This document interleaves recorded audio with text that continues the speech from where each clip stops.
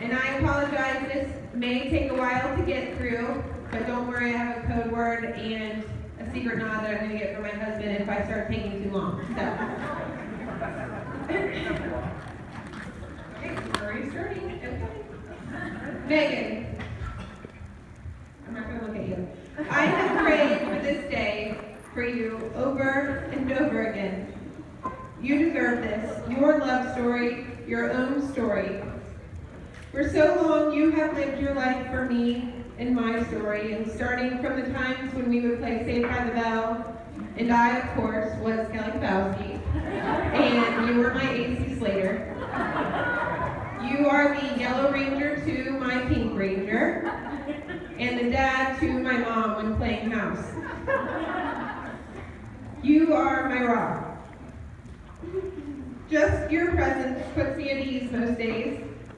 You are a light in my life, a cornerstone that has kept me so strong over a lifetime of ups and downs. You always say that I've taught you so much, but Megan, you have taught me how to be strong and stoic, to be loving and patient, to laugh and to cry pretty, which I'm sure I'm not doing right now. I can name a million times that your never wavering love has been there. When you were there to back my story of falling in the mud when I did not fall in the mud at softball practice. I'll let you guys figure that out. To making me mini meatloafs in high school when that's all I would eat. And I remember, after having my son, everyone ran to see the miracle of cash on the other side of the room, and I felt like it was a million miles away. And I could see your hand reaching over my shoulder, and your sweet, quiet voice saying, "I'm here." You're always there, always. And I thank God for you every day. I can still remember the day you went to meet Brandon at Olive Garden, and I, the overprotective, bossy sister, sent in recon to sit at Quaker Steak and Lube until you were done, and you did not know that.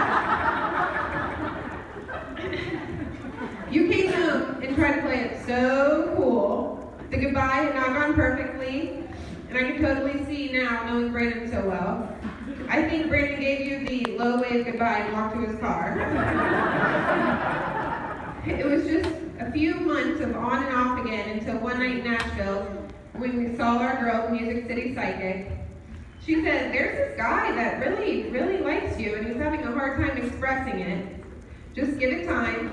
He has reddish hair." We'll leave that there. She said, "This is going to go places." Megan was not amused at all. And look where we are.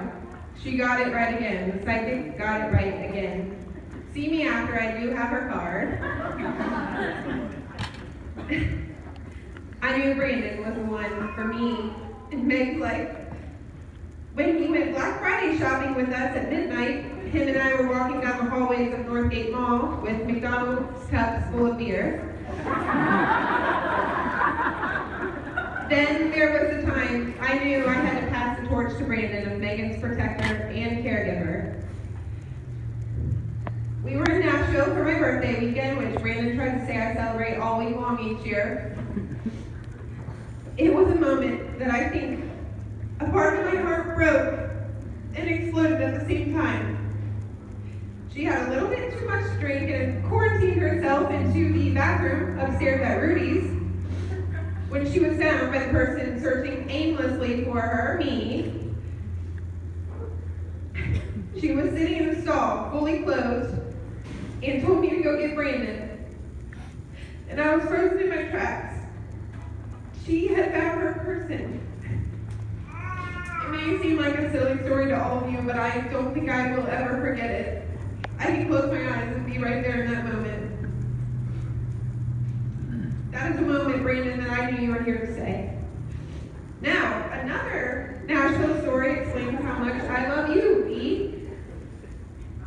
This most recent trip, a stranger had a little bit too much to drink and said something a little unfriendly to me while he was getting Megan and I into a cab that he had stolen for us.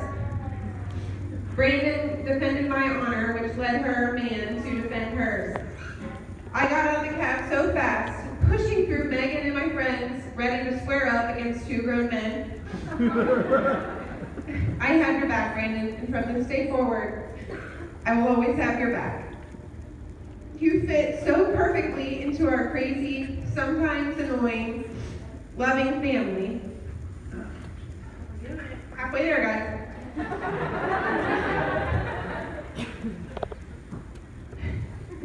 You interact with my kids as if you've never missed a day in our lives, Brandon.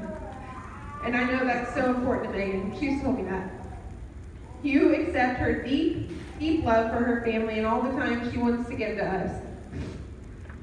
You once told me that Megan is the greatest thing that's ever happened to you, and you can't imagine a second of her life without her.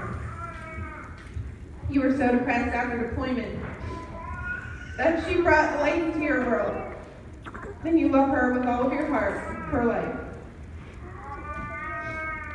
I know that feeling. I mean, I'm not going to commit stolen valor or anything in a room full of vets, but I do know that I do know that feeling, Brandon. I mean, get it? Got it. Getting out of the way over here. Okay, I'm almost done. From this day forward, you get to be her person, Brandon. The one that gets to look at her looking like Bret Michaels in the morning, and to listen to her complain about the sound you simply make by scratching your own leg. You get to be the person that she gets to quote lines from New Girl with, and to watch all the reality TV with her, and talk about characters like they've been your best friends since high school. You get to make her Diet Cokes and put up the Christmas tree way too early each year. You get to eat her Big Mac casserole whenever you want, and she will rock your babies to sleep when you just can't take it anymore. You get to be smothered by her on the couch as she fidgets her toes under your legs, and you get to yell, "Figure it out!" And she takes 30 minutes every night to get comfortable enough to fall asleep. You're a lucky man. But you said it before, you do know it. I love you both so much. And I have not gotten everything in life perfect. But I have learned from my mistakes, and I only offer you one piece of advice that I've learned only recently in marriage. Just talk. I think my husband, if any of you have met me, know he's very good at that. But because of that, we are really good at being married. Oh, God. Okay. So I'm going to end by saying, may your love be modern enough to stand the times and old-fashioned enough to make it worth it. If you could please raise your glass and repeat after me. Make marriage great again. The Brandon and Megan band.